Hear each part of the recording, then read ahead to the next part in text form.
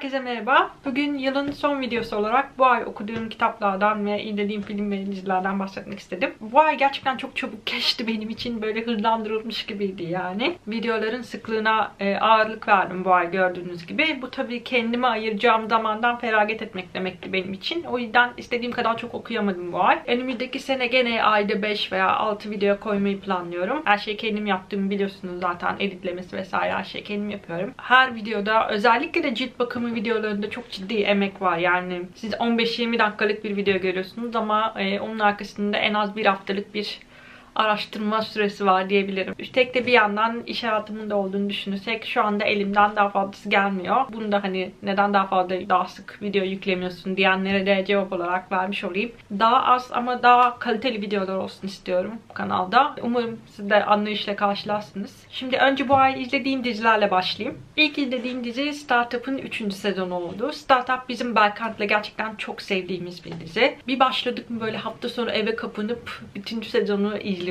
yani öyle bir dizi bizim için. Eğer böyle teknoloji, girişimcilik gibi konulara ilginiz varsa zaten duymuşsunuzdur diye tahmin ediyorum ama duymadıysanız mutlaka göz atmanız gereken bir dizi bence. Ben oyunculukları, dizinin konuları, işleyişini falan her şeyine bayılıyorum. Dizinin bonusu benim için Aidan Brody aslında. Aidan Brody'yi belki The O.C. dizisinden hatırlayanlar olacaktır. Orada benim en sevdiğim karakter olan Seth karakterini canlandırıyordu. Ben hatta o Seth karakterine aşıktım yani lisedeyken.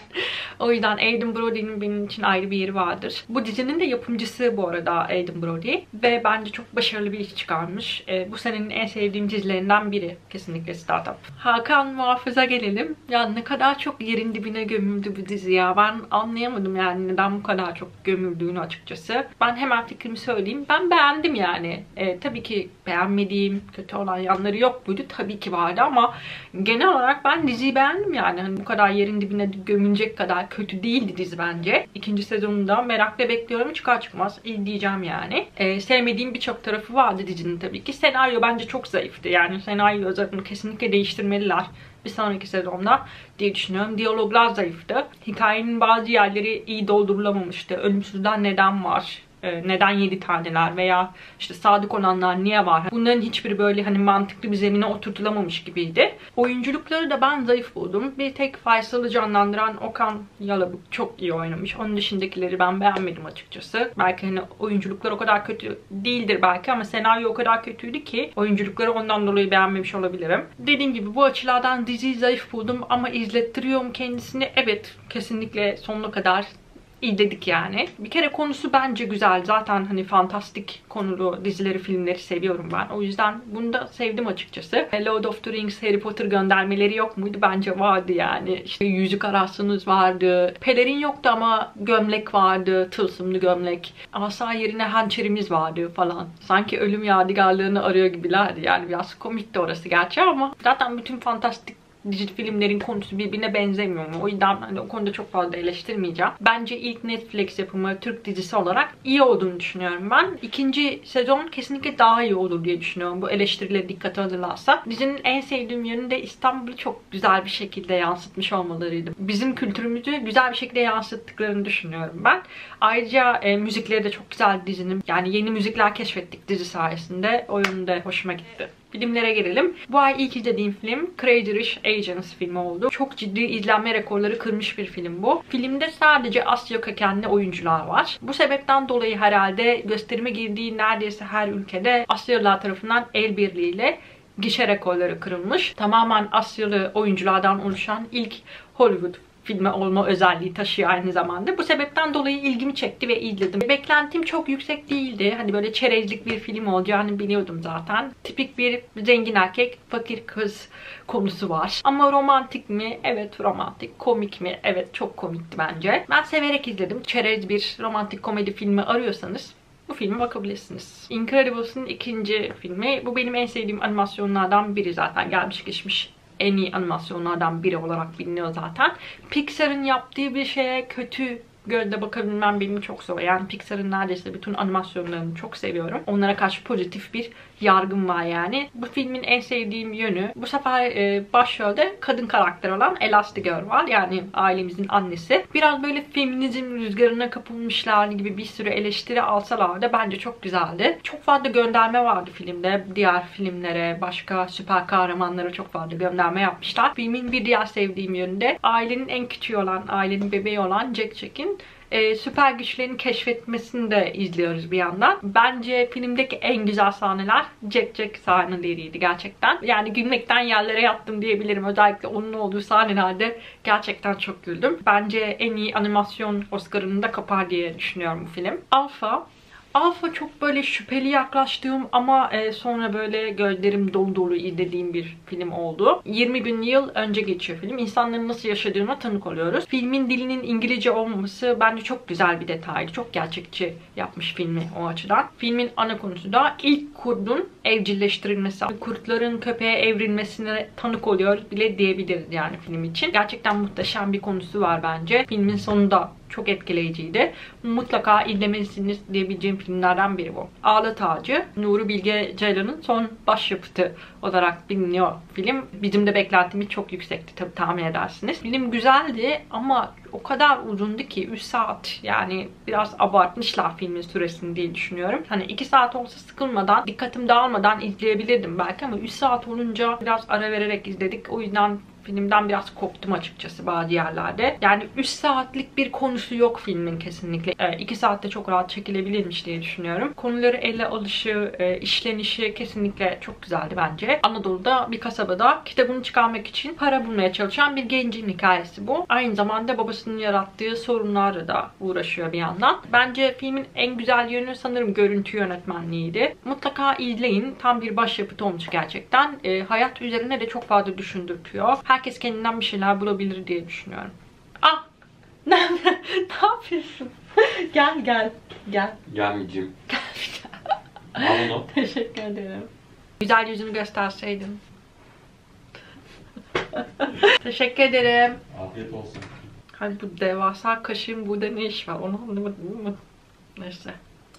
Burning, beklentimin çok yüksek olduğu bir filmdi bu ve karşıladı diyebilirim beklentilerimi. Haruki Murakami'nin bir öyküsünden uyarlanma bir film bu. 3 farklı karakterin nasıl bir araya geldiğini ve bu aralarındaki bağın nasıl koptuğunu izliyoruz. Filmi böyle özetleyebilirim. Başroldeki erkek oyuncuları ben gerçekten çok beğendim. UI'nin zaten çok böyle takip ettiğim, sevdiğim bir oyuncu. İkisi de harika bir iş çıkarmış. Filmde böyle anlamsız görünen sahnelerin bile bir anlamı var aslında.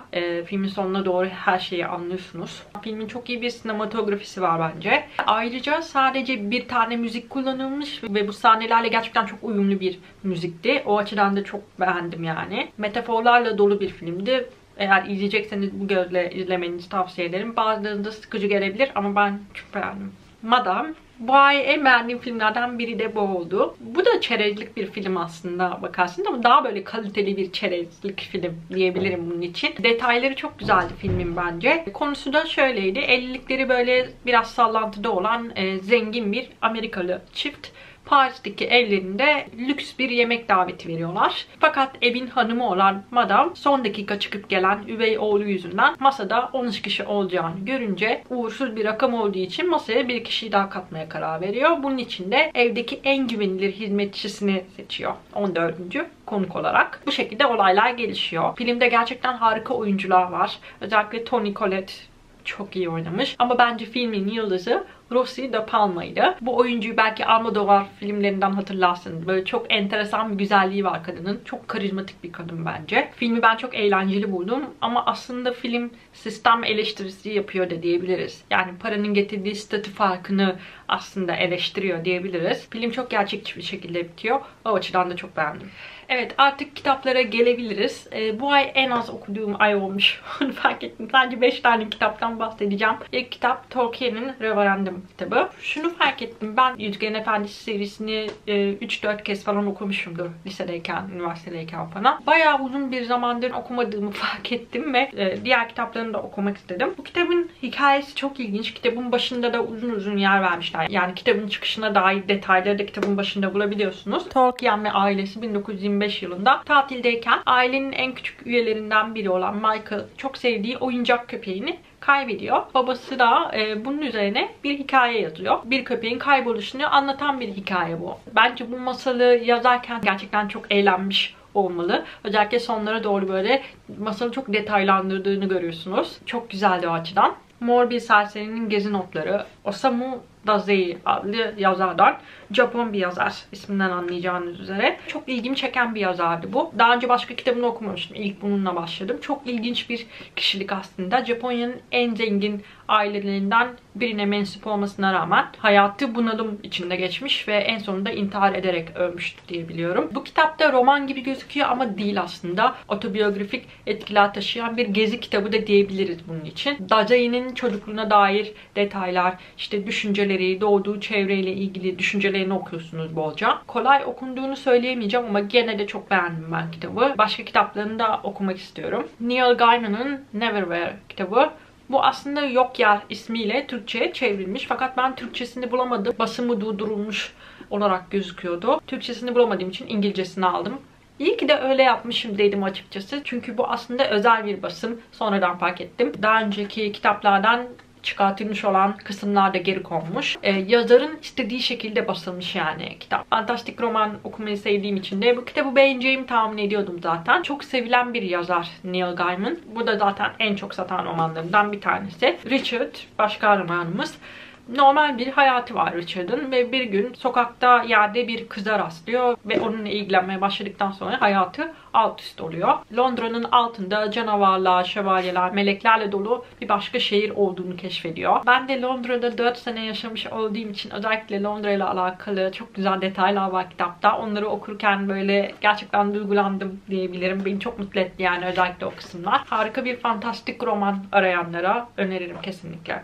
Vakıf serisinin ilk kitabını okudum. Zaten efsanevi bilim kurgu serilerinden bir tanesidir bu. Asimov'da bilinen en iyi yazarlardan biri bu alanda. Kitap beklentilerimi fazlasıyla karşıladı diyebilirim. Konusu da ilginç bence. Psikotarih biliminin kurucusu olan Harry Seldon 12.000 yıl boyunca hüküm süren bu galaktik imparatorluğunun son bulacağını öngörüyor. Yine de geleceğe umutla bakıp imparatorluğu kurtarmak için bir plan geliştiriyor. Bu planda imparatorluktaki en iyi beyinleri toplayıp uzak bir gezegende bir vakıf kurmak. Tabii ki vakıf kendisini ilerleyen senelerde bir sürü zorluğun içerisinde vuruyor. Onları okuyorsunuz aslında. Ben bazı bölümleri soluksuz okudum diyebilirim. Çok beğendim. Yani çok sürükleyici bir kitap olmuş. Diğer kitaplarını da okuyacağım bu sene içerisinde. Sanırım dizisi de geliyor bu arada. Önümüzdeki sene dizisi gelecekmiş. Apple tarafından da hakları satın alınmış diye okudum bir yerde. Merakla beklediğim yapımlardan biri olacak. Patti Smith'in M-Train, M-Train'i olarak da Türkçe'ye çevrilmiş diye biliyorum. Ben İngilizcesini satın almıştım. Patti Smith'in biliyorsun çocuk kitabını ben bayılarak, gözlerim dolarak falan okumuştum. Bu kitap da onun devamı niteliğinde aslında. Yine böyle otobiyografik etkiler taşıyan bir kitap olmuş. Yarısına kadar geldim diyebiliriz. Henüz bitiremedim ama kitabı bitirmek de istemiyorum yani. O kadar beğendim ki çok duygusal buldum kitabı öncelikle. Özellikle böyle zaman içinde kaybettiği şeylerden de çok fazlasıyla bahsetmiş. Kendimi tutuyorum yani. Hani hemen okuyup bitirmemek için acaba başka kitap mı okusam, bunu arada sırada geri dönsem mi falan diyorum. Öyle güzel bir tat bırakıyor aslında sizde. Bu kadının yazım diline gerçekten hastayım ve iyi ki İngilizcesini alıp okumuşum dedim. Çünkü sanki Türkçe'ye çevirse anlam kayması olabilecek şeyler de var içinde. O yüzden iyi ki İngilizcesini aldım dedim. Çok ilham aldığım kadınlardan bir tanesi Patti Smith. O yüzden beğenmediğim bir kitap olacağını da düşünmüyorum zaten. Bir önceki kitap için de aynı yorum yapmıştım. Röportajlarını izleseniz de işte onunla alakalı belgeselleri izleseniz de hiçbiri onun kendi yazdığı kitap kadar etkileyici olmuyor. Gerçekten böyle beyninin derinliklerine inebildiğiniz bir kitap olmuş bu da. Bulabilirseniz kesinlikle İngilizcesini okuyun derim ben. Umarım merak ettiğiniz dizi, film veya kitaplardan bahsetmişimdir bu videoda. 2019'da yine o ayın sonunda izlediğim film, dizilerden ve okuduğum kitaplardan bahsediyor olacağım. Tek fark şu olacak. Biliyorsunuz kozmetik favorilerini de koyuyordum bu videoların içine. Ama kozmetik favorilerimi 3 ayda bire düşürmeyi planlıyorum. Ama her ay kitap ve dizi, film favorileri gelmeye devam edecek. Neden derseniz biraz fazla ve gereksiz bir tüketime doğru insanları yönlendiriyormuşum, etkiliyormuşum gibi geliyor bana. Onu istemiyorum. Az ve öz ürün olsun istiyorum kanalda. Gerçekten fark yarattığını düşündüğüm ürünlerden bahsetmek istiyorum. Ki buradan şu anlamı çıkarmayın. Şimdiye kadar bahsettiğim favoriler videosunda bahsettiğim ürünler favori değil miydi yani? Hayır. Hepsi duruyor elimde. Hatta çoğunu bitirdim zaten. Makyaj favorilerim de bir kısmı bitti. Tekrar aldıklarım oldu. Ama sırf o ay bahsedecek bir şeyim olsun diye kozmetikten bahsetmek istemiyorum açıkçası. O yüzden 3 ayda bir yapmayı uygun gördüm şimdilik. Marka incelemelerine de devam edeceğim. Çok sevdim çünkü o seriyi de. Bu konuda da çok fazla soru geliyor. İşte bu marka hakkında ne düşünüyorsun? Şu marka hakkında ne düşünüyorsun gibi sorular geliyor. İstisnasız neredeyse bana sorulan bütün markalar cruelty free olmayan markalar. O yüzden kanalda cruelty free olmayan markalara da yer vermek istemiyorum mümkün olduğunca. İstediğim kıstaslara uygun markalar olunca birkaç farklı ürünü deneyince de kanalda göreceksiniz zaten. Son olarak beni heyecanlandıran başka şeyden daha bahsetmek istiyorum. O da kitap kulübü. Instagram'da ve YouTube'da bahsettim hatta ve çok güzel tepkiler aldım. Çok teşekkür ederim mesaj yazan, yorum yazan herkese. Beni gerçekten cesaretlendirdiniz yani bunu yapmam için. Bilmeyenler için de söyleyeyim. 2019'da bir kitap kulübü yapmayı planlıyorum. 12 tane kitap belirleyeceğiz. Her ay bir tane olmak üzere. Her ayın sonunda bir kitabın incelemesini yapacağız. Siz de eğer o ay okumuş olursanız o kitabı altta yorumlarda buluşacağız. Hatta canlı chat uygulamasını da kullanmak istiyorum o video için. Böylece sadece kitap üzerine de konuşmuş oluruz. Tabii böyle her kafadan bir ses çıktı. İşte 12 kitabı hemen seçelim veya zaman içinde seçelim diyenler oldu. Ama sanırım ben en başından güzel bir seçki yapacağım sizin için. Sizinle de paylaşacağım kitapları.